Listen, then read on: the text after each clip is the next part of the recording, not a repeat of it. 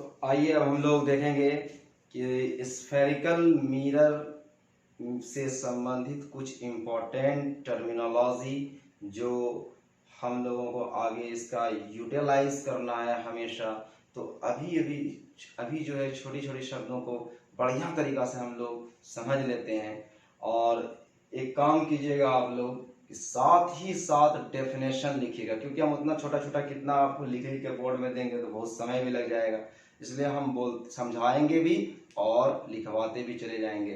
तो आप लोग कंटिन्यू लिखना भी शुरू कीजिएगा। तो जब हम बोलेंगे लिखने तब लिखिएगा, पहले हम आपको समझा रहे हैं। तो समझिए पहले ये क्या होता है। तो सबसे पहली बात हेडिंग दीजिए। देखिए हेडिंग लिखा है मैंने, some important terminology for mirror. Hindi में लिख लीजिएगा, लिखना है तो दर्पण के लिए कुछ महत्वपूर्ण टर्म या पद। आप समझेंगे कि क्या क्या टर्मिनोलॉजी है। तो हम एक छोटा सा पहले फिगर आपको दिखाते हैं। जैसे ये फिगर आपको दिख रहा होगा, ये फिगर आपको दिखा, ये क्या चीज का फिगर है? अवतल दर्पण का फिगर है। चलिए इसे, ये अवतल दर्पण का फिगर है। और यही फिगर में अगर हम कलर अंदर कर देते तो ये क्या बन जाता बाबू? उत्तल दर्पण का फिगर बन जाता। चलिए कोई बात नहीं, ये उत्तल दर्पण का फिगर। अभी आपको लिखना बिल्कुल नहीं है, समझना इंपॉर्टेंट है। सबसे पहले हम आपको समझाना चाहेंगे एपर्चर ऑफ मिरर क्या होता है, यानी दर्पण का द्वारक। नंबर 1 सबसे पहले हम आपको क्या सिखाएंगे?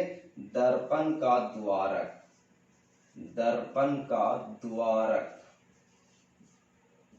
एपर्चर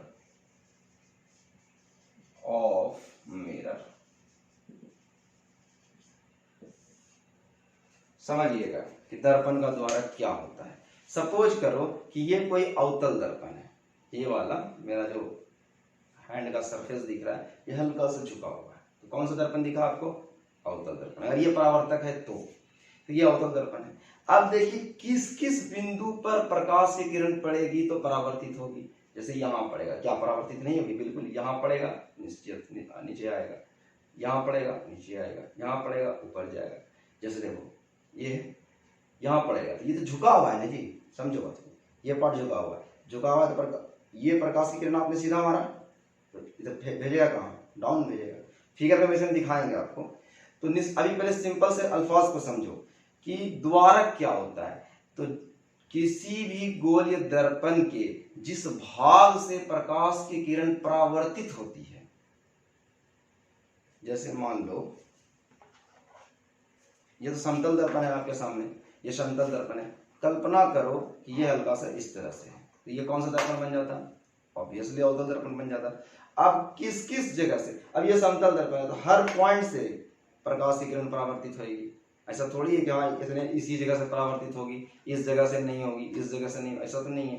तो इसी तरीका से कोई भी दर्पण हो, चाहे वो अवतल हो या उत्तल हो, इसलिए मैंने दोनों पिक्चर तैयार कर लिया है कि एक ये वाला पिक्चर क्या चीज का है? अवतल का है। क्या कैसे पहचाने अवतल का है? क्योंकि इसका परावर्तक सतह धंसा हुआ है। और ये उत्तल क्यों है? क्योंकि इसका परावर्तक सतह उभरा हुआ। इसको थोड़ा बड़ा बना दिए, नहीं बनाएंगे कोई दिक्कत नहीं है, समझाने के लिए बोलना है। तो एपर्चर ऑफ मिरर क्या है? दर्पण का द्वारक क्या है? सीधा सीधा से ये बोलेंगे कि किसी गोल दर्पण का वह भाग जिससे प्रकाश की किरण परावर्तित होती है। एक सेंटेंस में करता हूं, लिख लीजिए आप लोग।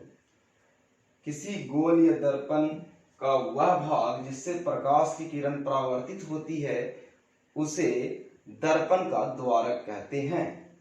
और ये वाला फोटो बना लीजिएगा आप लोग, इसका कुछ नाम दे देते हैं एक्स और वाई, और एक बुलेट करके लिख लीजिए इस तरीका से, तीर खींच करके एरो बना के लिख लीजिए कि यहाँ एक्स वाई, यहाँ एक्स वाई क्या है? एक्स वाई क्या है? अवतल दर्पण का द्वारक है। एक्स वाई क्या है बाबू? अवतल दर्पण का द्वारक। द्वारक फोटो में देखने में लग रहा है कि ऐसे, लेकिन ऐसा नहीं, ये पूरा का पूरा द्वारक है। बात समझ रहे? ऐसा नहीं समझना ये पतला ऐसा लकीर गया, ये दर्पण हो सकता है क्या? कभी हो सकता है, कॉमन सेंस लगाओ। दर्पण कभी भी होगा तो इस तरह से हम लोग कैसे फेर सकते हैं दर्पण? तो ये पूरा पार्ट दर्पण होता है, समझ रहे बात को ना? तो ये हो गया आपका दर्पण का द्वारक। चलिए सर, एक काम खत्म हो गया। अच्छा, इसमें भी आप बना सकते हैं, इसको भी कुछ नाम दे दीजिए आप, एम एन, ये भी कितना लिख सकते हैं। तो यहाँ एम है, तो दर्पण का द्वारक इस बार इधर से नहीं होगा बल्कि इस साइड से होगा। जैसे मान लो दर्पण वही है, अब बस इस बार देखने का सतह इस बार है उभरा हुआ इस तरीका से, फिर इस तरीका से ऐसे, तो ये हो गया आपका दर्पण का द्वारक। तो दर्पण का द्वारक सिर्फ अवतल दर्पण में ही नहीं होता है, अवतल में भी होता है और उत्तल में भी होता है। चलिए एक काम खत्म। अब आते हैं दूसरे पॉइंट पर, सेंटर ऑफ कर्वेचर, वक्रता केंद्र। दूसरा पॉइंट आप लोग पहले लिख लो, दूसरा पॉइंट सेंटर ऑफ कर्वेचर, वक्रता केंद्र। ये सब आप लोग साथ साथ में लिखेंगे, सही रहेगा, क्योंकि हम उतना वर्ड लिखेंगे अपने से तो बहुत वक्त लगेगा। सेंटर ऑफ कर्वेचर समझाते जाते हैं, आप लोग अपने हिसाब से लिखते जाइए, कोई बात नहीं। सेंटर ऑफ कर्वेचर क्या होता है? सेंटर ऑफ कर्वेचर समझने के लिए छोटी सी बात समझिए, बहुत इंपॉर्टेंट सब चीज है ये सब, छोटी छोटी बात नहीं समझेंगे तो आगे दिक्कत होगी। चलो कल्पना करो कि ये एक हमारे पास अवतल दर्पण है, ये एक अवतल दर्पण है। चलिए ये अवतल दर्पण है, बार बार बोलने से एक पतला लकीर मत समझिए, एक एकदम दर्पण है इस तरह से, ठीक है? क्योंकि अभी से आप मेंटलिटी स्ट्रॉन्ग नहीं रहेंगे तो दिक्कत हो जाएगी आगे। क्योंकि इसके जस्ट बाद मुझे पढ़ाना है प्रतिबिंब, फिर प्रतिबिंब समझना बहुत कठिन हो जाएगा अगर आप इन सब चीज़ों को फील नहीं करेंगे अभी से। तो ये मैंने एक दर्पण बनाया, और कौन सा दर्पण बनाया? अवतल दर्पण। मुझे समझाना क्या है कि वक्रता केंद्र क्या है। अच्छा एक बात बताइए, अवतल दर्पण जो आया, क्या ये डायरेक्ट आ गया कट करके? कहीं से कट करके आया हुआ? ऐसा तो नहीं कि डायरेक्ट यहीं से शुरू हुआ, ऐसा तो नहीं। ये किसी बड़े वाले पारदर्शी खोखला गोला से कट के आया होगा, जो मैंने शुरुआत में बताया है ना।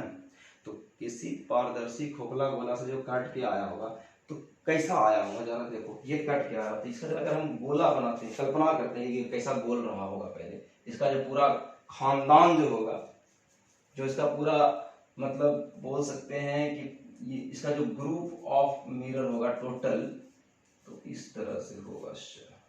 सिर्फ ये काल्पनिक चीज है, समझाने के लिए हम ऐसा कर रहे हैं। ये रहा होगा मेरे ख्याल से, ऐसा ही रहा। यहाँ से काट करके बेचारा को अलग कर दिया, बोला जाओ तुम अलग दर्पण बनो। दर्पण बनाने वाला आया, इसके उभरे हुए भाग पे कलर करके बना दिया, जाओ आज से तुम्हारा नाम क्या पड़ गया? अवतल दर्पण पड़ गया। बहरहाल मुझे ये समझाना है कि वक्रता केंद्र क्या है। तो ये जो एक मेरे सामने जो अवतल दर्पण था, ये एक बहुत बड़े गोले से कटके आया था, और वो बहुत बड़ा गोला का जो शेप रहा होगा बिल्कुल इस तरह से रहा होगा, फुटबॉल के माफिक बड़ा ऐसा गोला, ऐसा न रहा होगा। अब जब ऐसा रहा होगा तो उसमें कहीं ना कहीं उसके बीच में उस गोले का केंद्र होगा कि नहीं? उस गोले का केंद्र होगा। उसी गोले के केंद्र को क्या कहेंगे? वक्रता केंद्र कहेंगे। अब इसको डिफाइन करना है। डिफाइन कैसे करेंगे? बोलेंगे कि अब देखिए समझिएगा, पहले समझ लो फिगर में। जैसे ये गोले दर्पण था और इसका हमने बड़ा वाला बना दिया, इसका बीच पॉइंट कौन सा हो रहा है?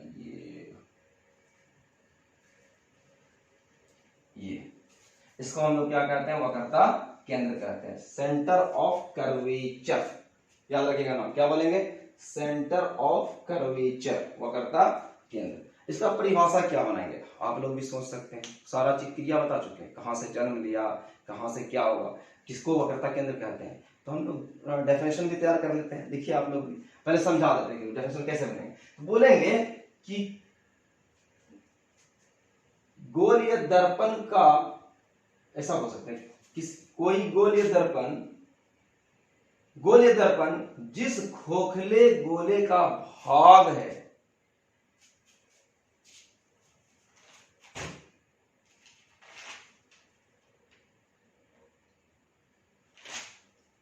तो कैसा डेफिनेशन होगा? गोलीय दर्पण जिस खोखले गोले का भाग होता है। फिर से आइए, ये जो गोलीय दर्पण है और जिस खोखले गोले का भाग होता है, गोलीय दर्पण जिस खोखले गोले का भाग होता है, उस खोखले गोले के केंद्र को वक्रता केंद्र कहते हैं। इसके केंद्र को ही क्या कहेंगे बाबू? वक्रता केंद्र कहते हैं। तो लिखिए परिभाषा, गोलीय दर्पण जिस खोखले गोले का भाग होता है, यानी गोलीय दर्पण जिस खोखले गोले का भाग होता है, उस खोखले गोले के केंद्र को वक्रता केंद्र कहते हैं।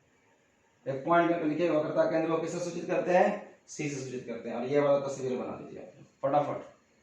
चलिए सर, काम खत्म हो गया इसका।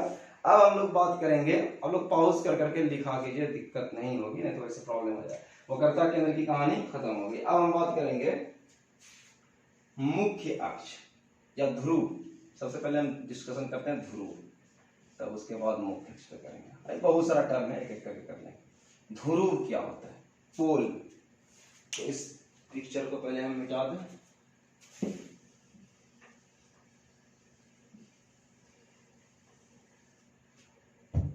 ध्रुव, ध्रुव क्या होता है, जैसे कि मान लिया जाए कि ये कोई एक गोले दर्पण है, बना दो अवतल दर्पण, कोई दिक्कत नहीं है। अवतल उत्तर कुछ भी बनाइए, आपकी मर्जी। ऐसा नहीं कि हमको अवतल दर्पण से बेहिसाब प्यार है, ऐसा कुछ भी नहीं।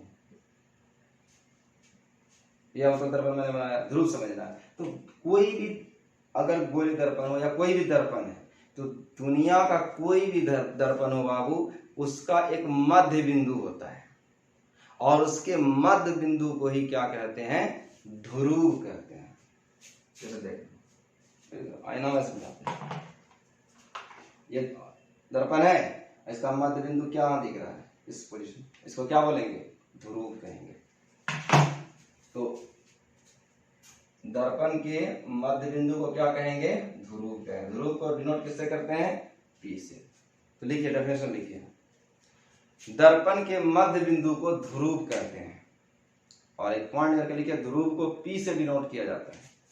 ध्रुव को किससे डिनोट किया जाएगा, पी से डिनोट किया जाता है। डिनोट का मतलब सूचित किया जाता है। और ये वाला पर तस्वीर बनाइए और पी से डिनोट कर दीजिए, काम खत्म। अच्छा, अब उसी में बनाइएगा आप लोग, क्योंकि वक्रता केंद्र का डेफिनेशन हो चुका है ना। अब इसका एक अज्यूम कर लीजिए, वक्रता केंद्र कहाँ पे होगा। तो गोल बार बार नहीं करना है इसको, बार बार ऐसे नहीं कि करके दिखा सकते, तो समझाने के लिए ना, वो आप डायरेक्ट फील कीजिए उसको कि यहाँ पे इसका गोल करेंगे तो इसका मेन हमको यहाँ पे सेंटर मिल जाएगा। तो ये वाला पॉइंट क्या हो जाएगा, वक्रता केंद्र, उसमें दर्शा दीजिए, क्योंकि अब आगे चर्चा होगी। चलिए सर, अब अगला देखते हैं हम लोग किसमें, वक्रता त्रिज्या। वक्रता त्रिज्या से पहले कर लेते हैं मुख्य अक्ष। मुख्य अक्ष, हेडिंग दे दो, मुख्य अक्ष।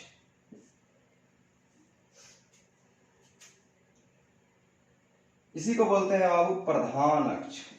प्रधान अक्ष इंग्लिश में क्या बोलेंगे, मेन एक्सिस। मुख्य अक्ष को क्या कहेंगे, मेन एक्सिस, या इसी को कहेंगे प्रिंसिपल एक्सिस। प्रिंसिपल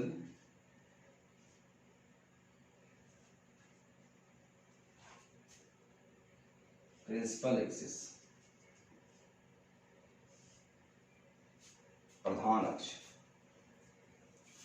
अब ये समझेंगे कि मुख्य अक्ष क्या होता है, बहुत इजी है।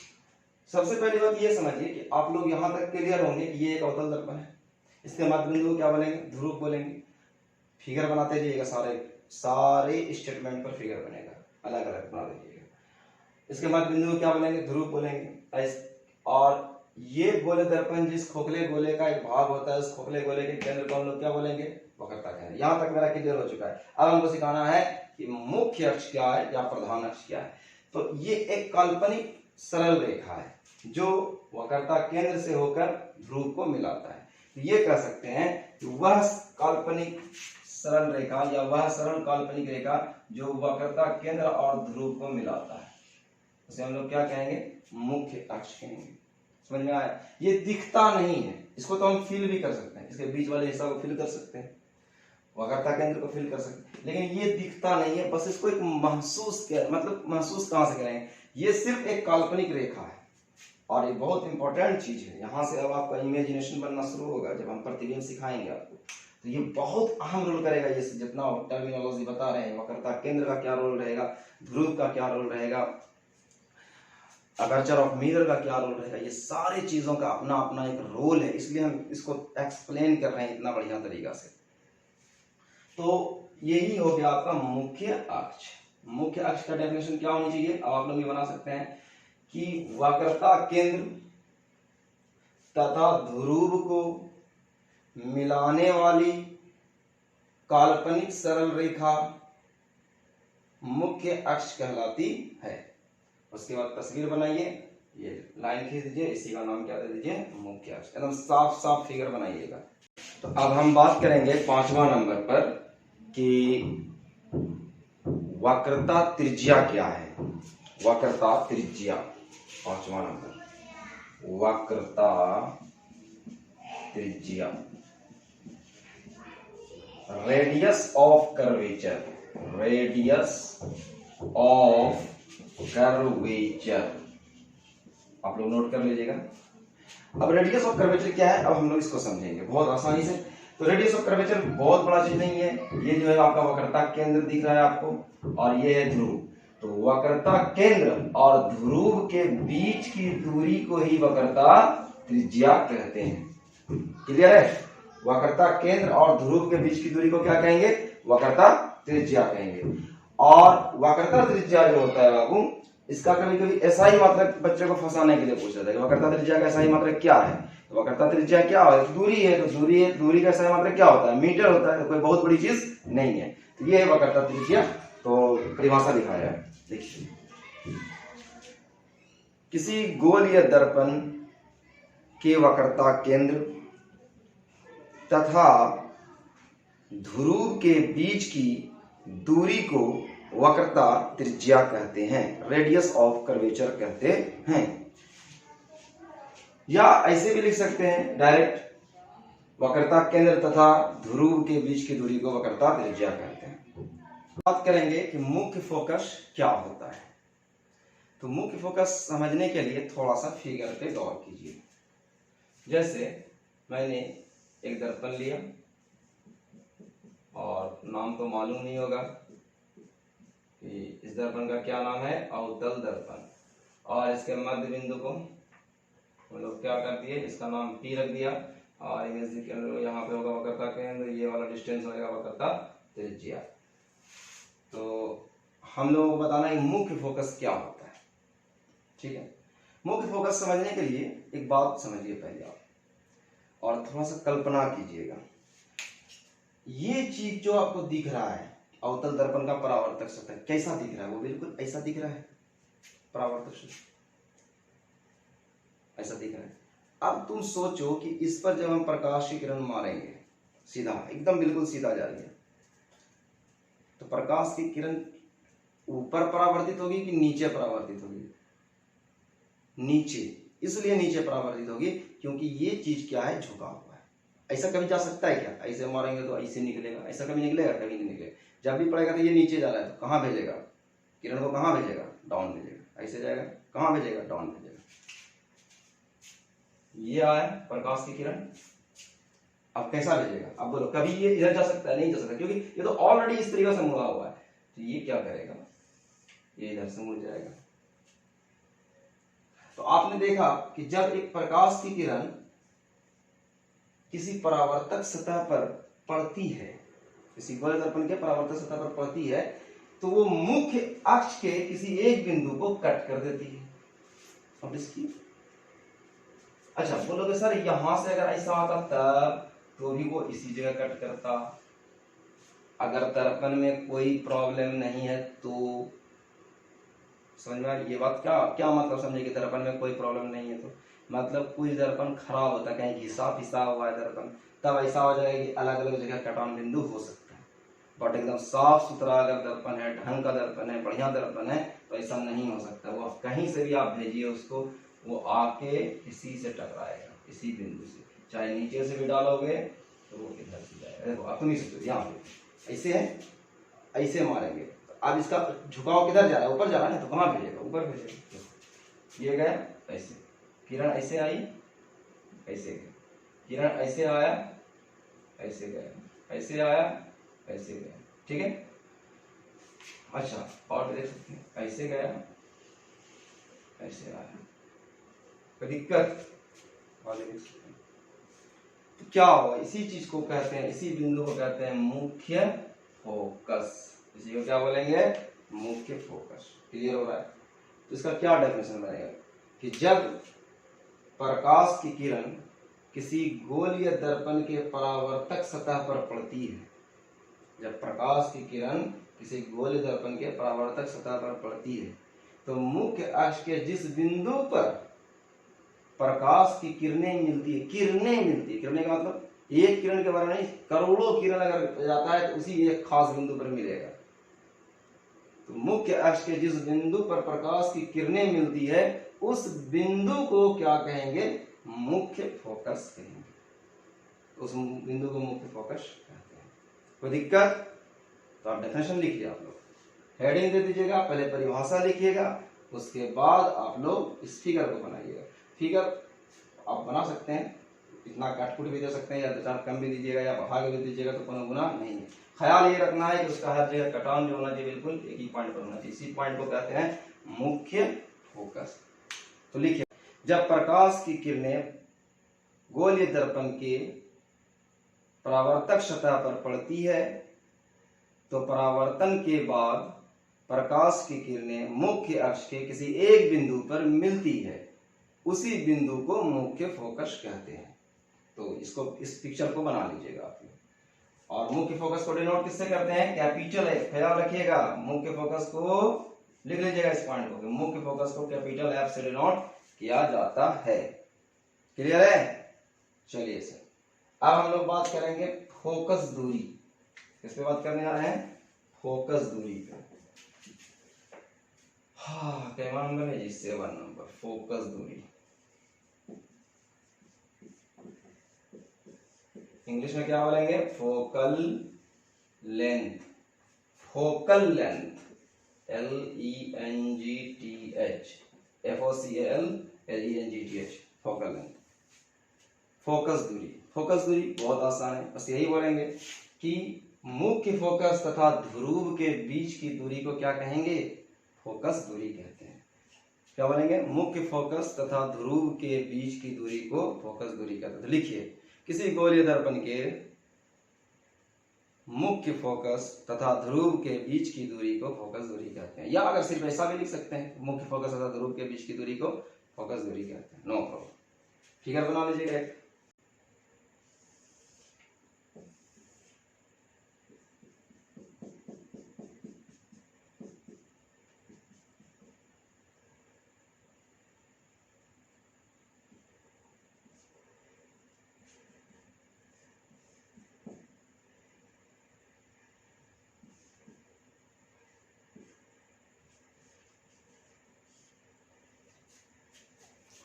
तो ये हो गया आपका फोकस दूरी। मुख्य फोकस तथा ध्रुव के बीच की दूरी को क्या बोलेंगे? फोकस दूरी कहते हैं। और ये वक्रता केंद्र तथा ध्रुव के बीच की दूरी को वक्रता त्रिज्या कहते हैं। ये पूरा कंडीशन था फिगर का। और एक फिगर